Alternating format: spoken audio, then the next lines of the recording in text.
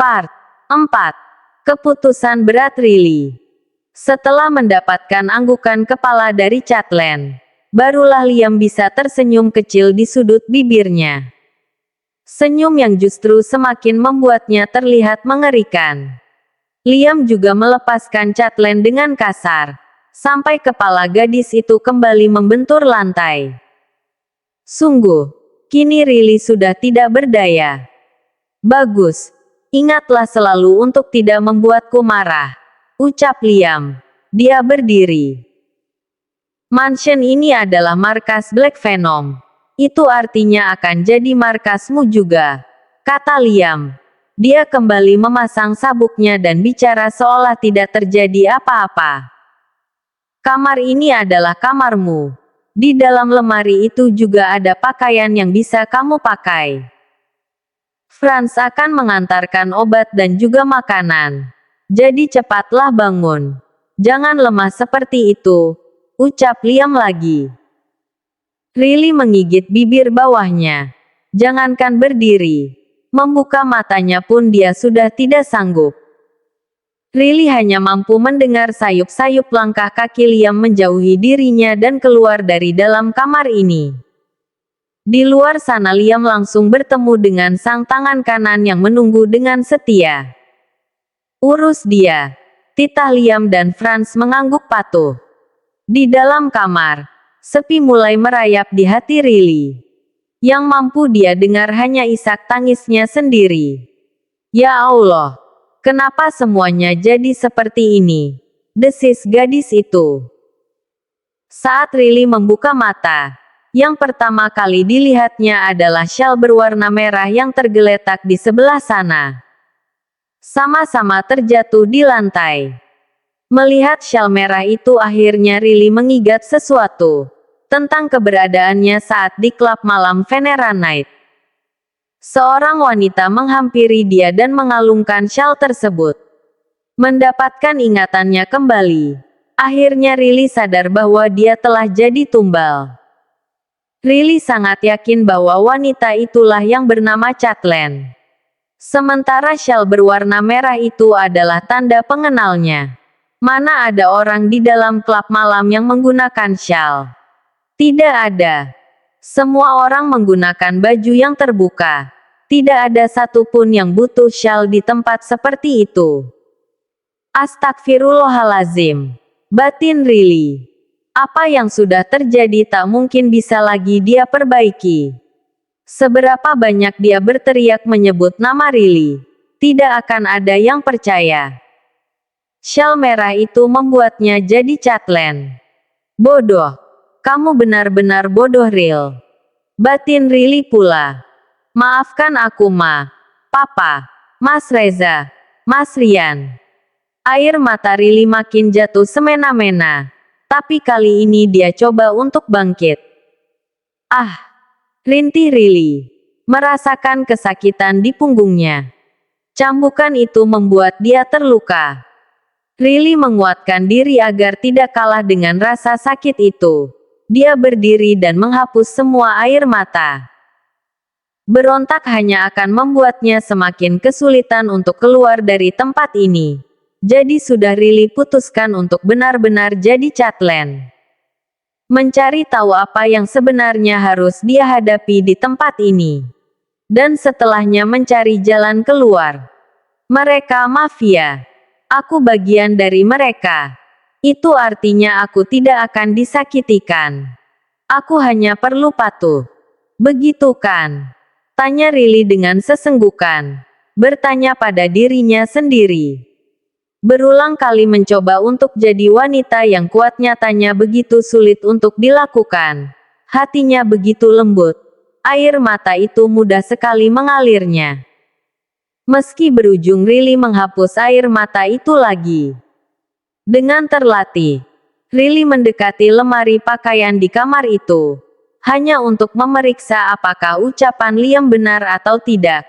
Benarkah ada baju-baju yang bisa dia gunakan di dalam lemari itu? Dan saat Riley membukanya, dia hanya menemukan baju-baju dengan warna hitam, celana, kaos dan jaket. Tidak ada gaun. Tidak ada alat salat. Gumam Riley. Air matanya jatuh lagi.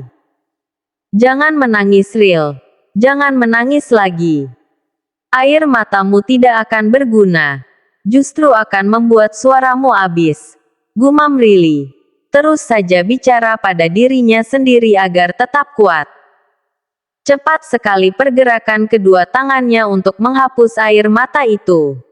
Berulang kali Riley pun menarik dan membuang nafasnya agar tenang. Ada pepatah yang mengatakan bahwa di mana bumi dipijak disitulah langit dijunjung. Riley harus bisa seperti itu agar tetap bertahan. Dia tidak boleh mati sia-sia di negara ini.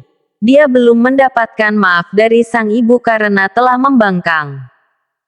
Dan setelah cukup tenang hatinya, tiba-tiba kedua mata Riley kembali tertuju pada syal merah itu di atas lantai. Benda yang beberapa saat lalu begitu dia benci namun sekarang dia tatap dengan tatapan yang berbeda. Syal itu tentu bisa dia gunakan sebagai hijab ketika salat. Ya Allah, batin Riley. Dia memang tidak pernah bisa menebak apa yang sedang direncanakan oleh Sang Tuhan kepadanya. Satu-satunya hal yang bisa Riley lakukan adalah menjalani. Berperan sebaik mungkin untuk hidupnya.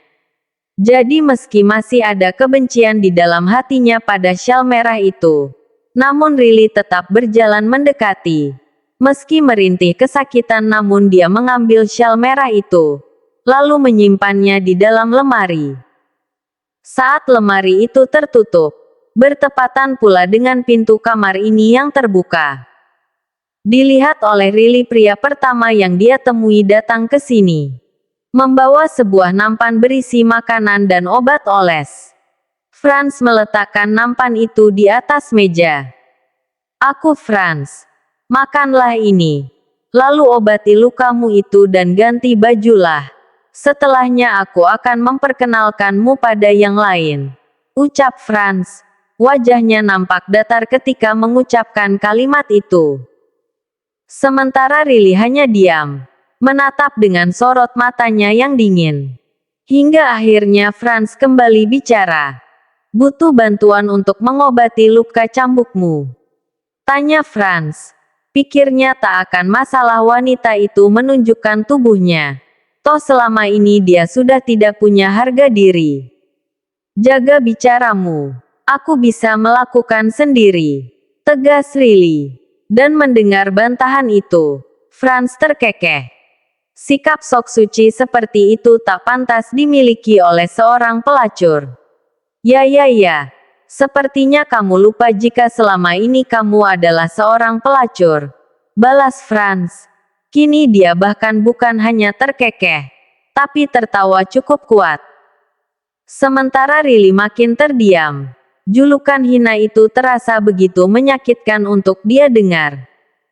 Namun kemudian Riley sadar. Kalimat itu ditujukan untuk Catelyn, bukan dia. Meski aku pelacur, jangan pernah sekalipun menatap hina padaku. Balas Riley. Sorot matanya yang tajam membuat tawa Franz jadi mereda. Inilah hal yang membuat Liam cukup tertarik pada wanita itu. Catelyn adalah seseorang yang tepat untuk bergabung dengan Black Venom. Dia memiliki sikap lembut sebagai penggoda dan sikap kejam sebagai pembunuh. Begitu sempurna. Alasan itu pula lah yang membuat Liam menutup telinga saat Catelyn berulah dan mengakui bahwa dia Riley. Liam sudah menginginkan wanita itu. Jadi tak akan ada pilihan lain. Maka Catelyn akan tetap ada di sini. Habiskan makanan ini. 1 jam lagi aku akan menjemputmu. Ucap Franz. Tidak menanggapi ucapan Catelyn sebelumnya. Dia pilih untuk segera pergi saja. Ingat untuk tidak membuang-buang waktu. Dan kali ini saat Franz keluar, pria itu tidak mengunci pintu kamar. Bahkan pintu itu dibiarkan terbuka begitu saja.